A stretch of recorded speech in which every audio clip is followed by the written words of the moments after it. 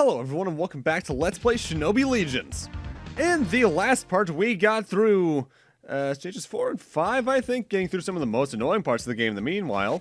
And now we're in stage 6, which is, what do I even say about this? Jungle? Deep Jungle from Kingdom Hearts 1? Something along those lines? This stage is admittedly pretty dangerous though, as for most of it you are climbing on these vines. And the bad thing about that isn't the snakes that try to jump out at you from the brush above. It's instead the cannons that show up every now and then, as they are, as far as I'm aware, completely invincible. And when they actively count as damage is weird. Yeah, their shot counts, but sometimes the cannon themselves do as well. That's it. Thankfully, from memory, like with falling period, or with jumping period. If you get hit while on a vine, I believe you just go, and then you're still on the vine. You don't fall off it. Also, it takes me a while to remember each time I am in this stage that the items you need to destroy in order to get any power-ups are the tree trunks. I don't know why, that just doesn't seem right to me, but oh well. By and large, this stage isn't too hard. It's probably, I'd say, the easiest stage in the latter half of the game. Got a pretty good song, too. By and large, I think the music that Richard Jacques did for the PAL version is closer in tone to the series' music thus far. But honestly, this soundtrack still isn't bad. It's just kind of weird to compare to the main one. Either way, like many games in the series have thus far, each of the stages actually has a straight-up description in the manual, as does the boss. So I figured we might as well spend some time this part going over those when we have some downtime. For instance, stage 1 was the capital. Advance by jumping over earthen walls and cutting through bamboo. In this stage, concentrate on mastering jumps, swinging the katana, and basic operation methods, and I was completely correct. The boss of that stage was just the Hanya. It is said that Ukyo, the boss of stage 2, remotely controls Hanya. He'll attack you using his horns, calls of flame, and flip attacks, like I said. Stage 2 was apparently supposed to be in Mount Fuji. Apparently. Before we get into that, though, time for this boss. This is... actually, what is his name? Juan. This guy's actually kind of dangerous, because whenever you attack him, he'll actively counter by charging across the stage. And it's a larger charge than you'd think. You need to make sure you have a good distance above him through the fire that he generates. You can also fire various fireballs across the screen that can range from small to big, or he can just try to do a spin kick. Due to the fact that he has a pre-programmed response for taking damage, though, more often than not, it's very easy to avoid his attacks. The hardest to avoid attack is probably what you just saw there, his jump kick, which comes out pretty quickly. He can also shield you from himself from attacks. With that said, that also completely nullifies his ability to attack you, so it's kind of a useless ability, honestly. By and large, this boss isn't too bad. In fact, if anything, he has one of my favorite death animations of a boss in the game. When he's low on HP, though, make sure you get behind him, because he'll try to throw out a giant fireball, as you saw, that will hurt. And he explodes. I don't know why. He just does. But that's stage 6. Pretty short, pretty sweet, nothing too bad in it, honestly. If anything, the worst stage of this video is going to be the next one.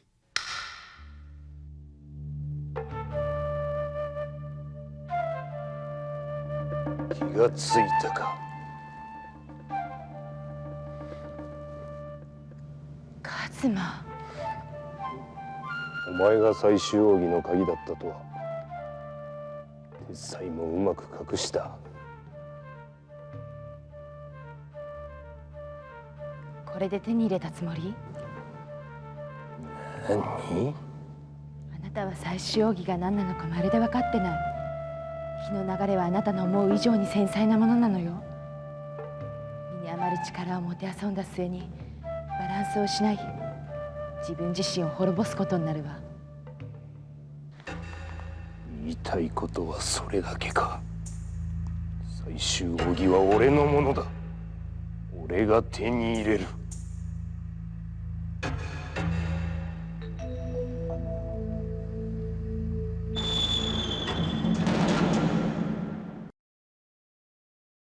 I love how in that cutscene Kazuma just comes across as, I'll make upset faces at you. Nah. Either way, stage 7 is... this stage is dangerous, but for different reasons than most. The stage itself is by and large pretty simple, as are the enemies. The biggest problem in it is the platforming for once. And it's not because of some stupid auto-scroller or even just straight up difficult mechanics.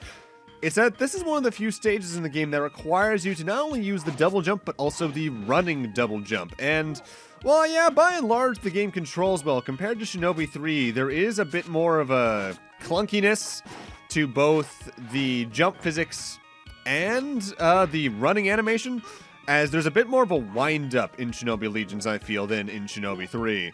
So you need a bit more distance to make sure you can make your jumps comfortably.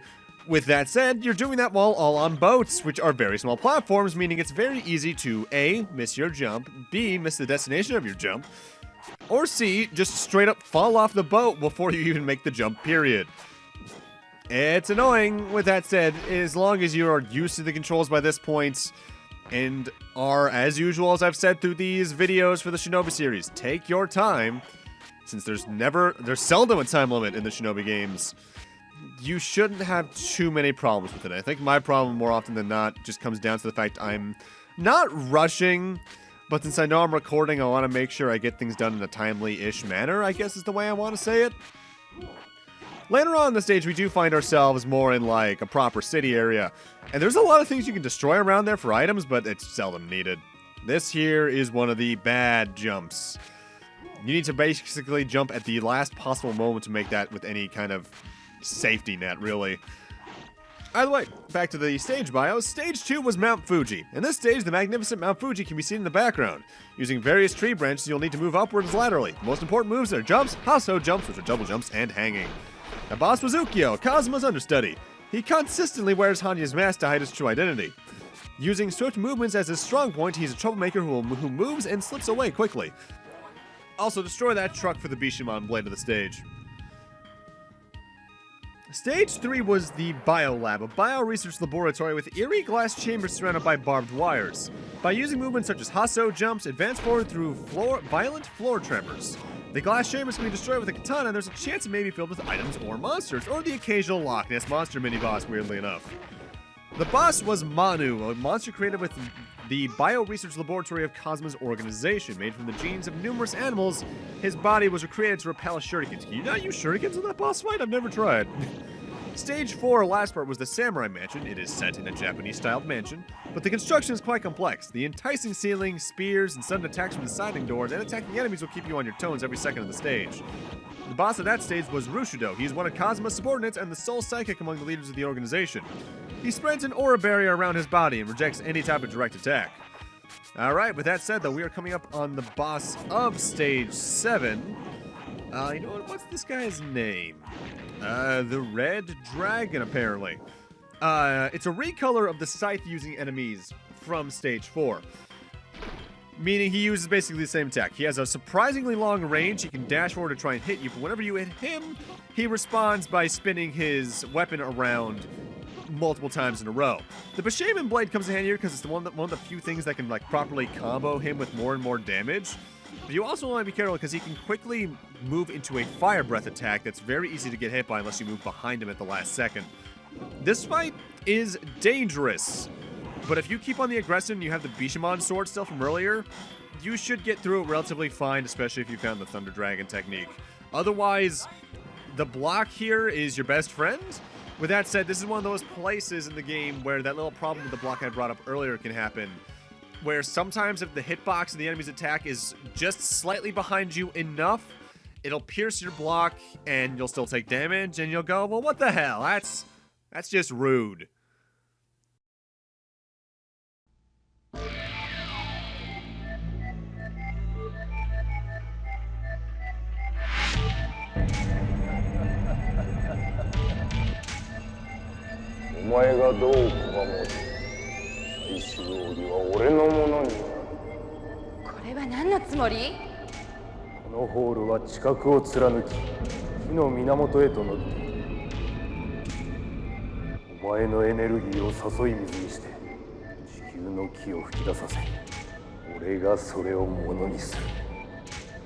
んなもの最終奥義と全然違う。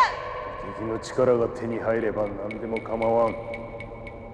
人に扱える力じゃないわ。これは人間を超えた力となる。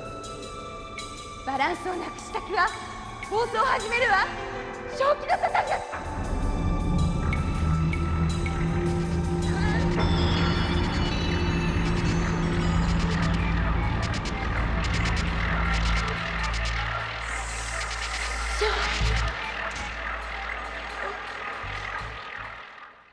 You know, by and large, I only speak English. I can read a decent bit of German at this point, but by and large, I can only judge good acting in my native language as, by and large, it's the one I understand how inflections should work the most and shit. But holy shit, that last show there from Aya was bad. Mind you, from what I'm aware, I think even in Japanese markets, the cutscenes in this game were panned for bad acting, so that about tracks.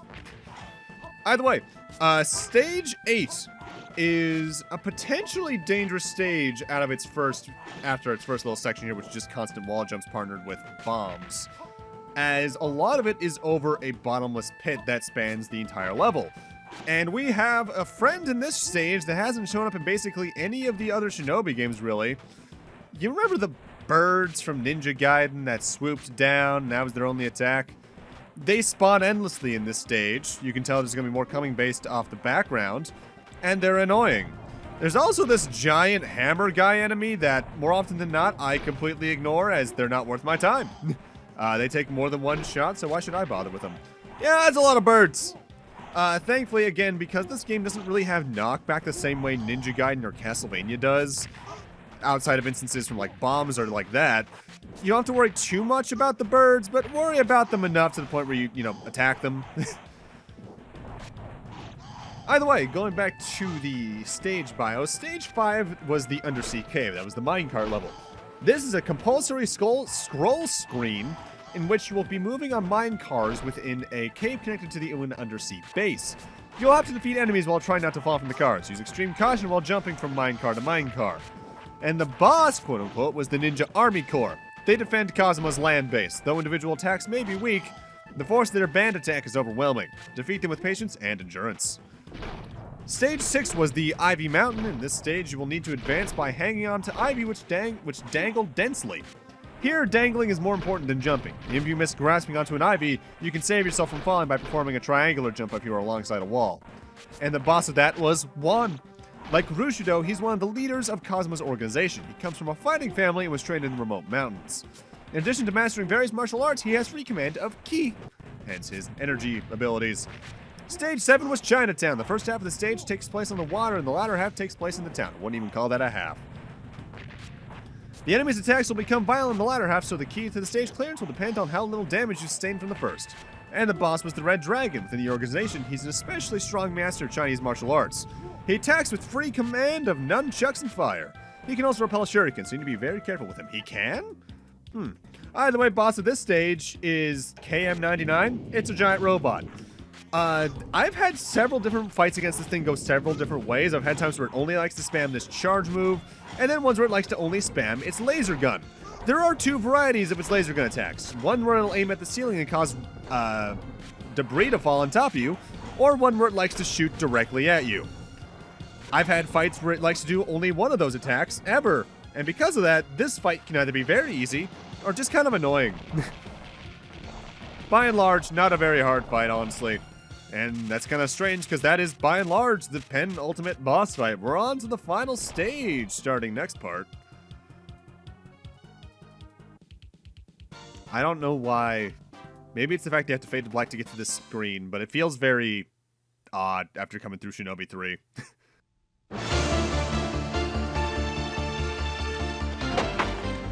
ついに見つけたぞ。あや、無事でいてくれ。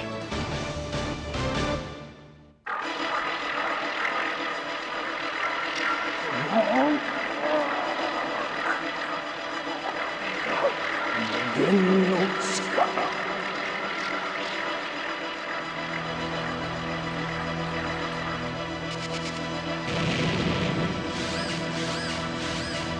これ以上は危険です。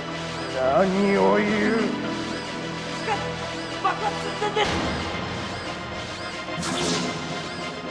指図をするな。 I tell people how things smell now.